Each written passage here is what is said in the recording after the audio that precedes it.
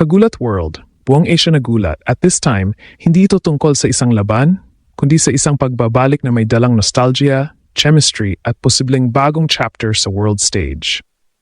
Confirmed. Muling magsasanib puwersa sina Alexandra Ayala at Janice Jen sa women's doubles ng Mutua Madrid Open at isang tanong agad ang bumalot sa tennis world.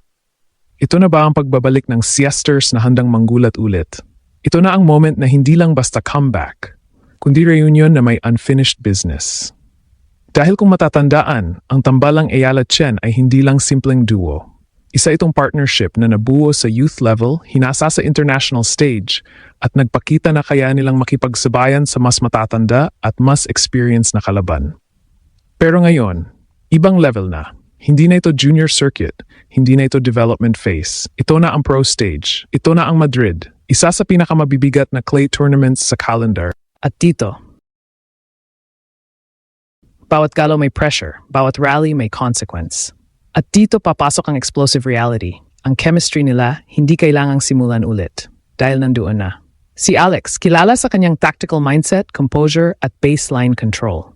Siya yung tipo ng player na nag-iisip ng dalawang hakbang sa unahan. Ang kanyang return game, court awareness at ability to construct points ay bagay na bagay sa doubles setup. Si Janice Chen naman, energy, aggression, at net presence. Siya yung spark plug. Yung player na kayang tapusin ang rally sa isang decisive volley. Kung si Alex ang utak ng system, si Chen ang execution sa harap. At kapag pinagsama mo ang dalawang iyon, hindi lang duo, sistema. Ito ang dahilan kung bakit kahit matagal silang hindi nagsama, may built-in advantage pa rin sila laban sa ibang teams, familiarity. Hindi na nila kailangan hulaan ang galaw ng isa't isa. Isang tingin lang, alam na. Pero hindi magiging madali. Dahil ang doubles sa WTA level ay ibang klase ng battlefield. Dito, hindi sapat ang individual brilliance. Kailangan synchronized ang movement, malinaw ang communication, at precise ang execution. Isang maling pwesto, isang late reaction, point agad sa kalaban. At sa Madrid, mas tumitindi pa ito. Clay court, mas mabagal ang bola, mas mahaba ang rallies, at mas kailangan ng patience. Hindi pwedeng puro power. Kailangan may variation, may timing, at higit sa lahat, may trust sa partner. Kaya ang tanong ngayon, kaya ba nilang i-convert ang kanilang junior chemistry into pro-level success? Dahil kung oo, ito ang magiging sleeper team ng torneo. At dito pumapasok ang conflict. Sa papel, hindi sila ang favorites. May mas established pairs, may mas mataas ang ranking, may mas maraming experience sa ganitong stage. Pero minsan, hindi ranking ang nagdedesisyon ng laban. Chemistry, momentum, at hunger. At dito delikado ang sisters. Dahil wala silang pressure na manalo agad. Walang expectation na kailangan nilang dominahin ang field. Pero may isang bagay sila na hindi kayang sukatin ng stats. Connection. At sa doubles, minsan yon ang pinakamahalaga. Isipin mo, isang rally na mukhang talo na pero dahil sa tiwala mo sa partner mo, ipapasa mo ang bola sa tamang spot at biglang babaliktad ang punto. Ito yung mga maliliit na bagay na nagiging malaking difference. At kung makuha nila ang rhythm na iyon, pwedeng sumabog ang run nila. Ngayon tingnan natin ang tactical layer. Si Alex, malamang maglalaro sa baseline majority ng rallies, controlling tempo, setting up shots at pinipilit ang kalaban na magkamali. Si Chen, nakaabang sa net, ready to finish, ready to intercept, ready to punish. Classic doubles formula. Pero ang twist, pareho silang kayang mag-adjust. Kung kailangan umatake ni Alex, kaya niya. Kung kailangan mag-back si Chen, kaya rin niya. Ibig sabihin, flexible ang system nila. Hindi sila locked sa isang pattern lang.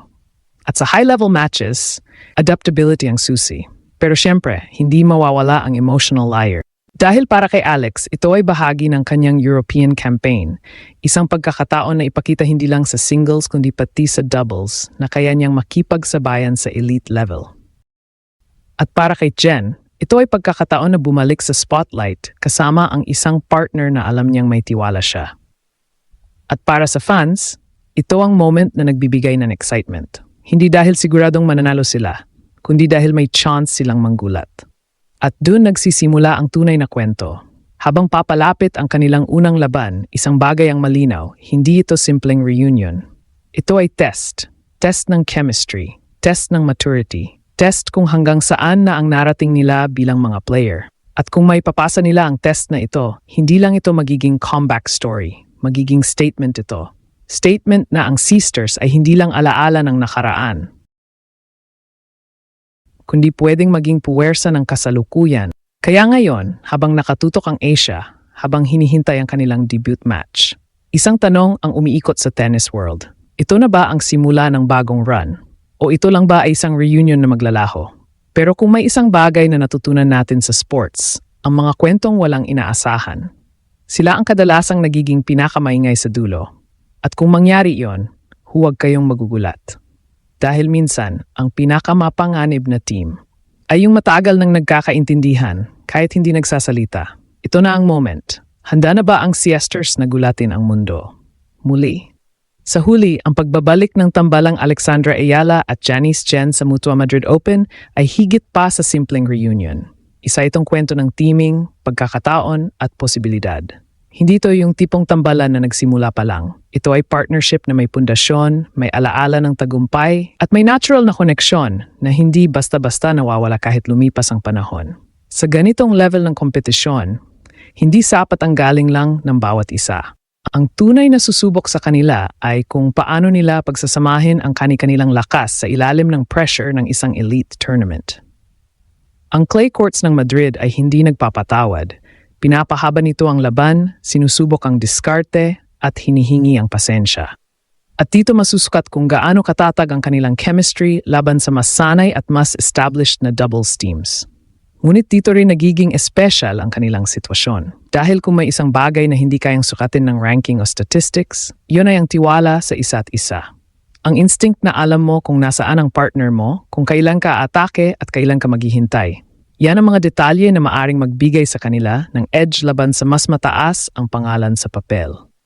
Sa doubles, minsan hindi pinakamalakas ang nananalo, kundi ang pinakamagkaintindihan. Para sa mga fans, lalo na sa Pilipinas at buong Asia, ito ang uri ng kwento na nagbibigay inspirasyon. Isang paalala na ang pag-angat sa world stage ay hindi laging diretso. Minsan kailangan mong bumalik sa pinanggalingan mo, sa mga taong nakasama mo sa paghubog ng iyong laro para mas mahanap ang tamang ritmo muli. At sa pagbabalik ng Sisters, may kasamang pag-asa na ba ito na ang tamang teaming para sumabog sila sa pinakamalaking entablado. Kaya habang nagsisimula ang kanilang kampanya sa Madrid, isang bagay ang malinaw, hindi sila papasok bilang paborito, pero hindi rin sila dapat maliitin. Dahil kung mag-click ang kanilang laro, kung magtugma ang kanilang galaw at kumpiyansa,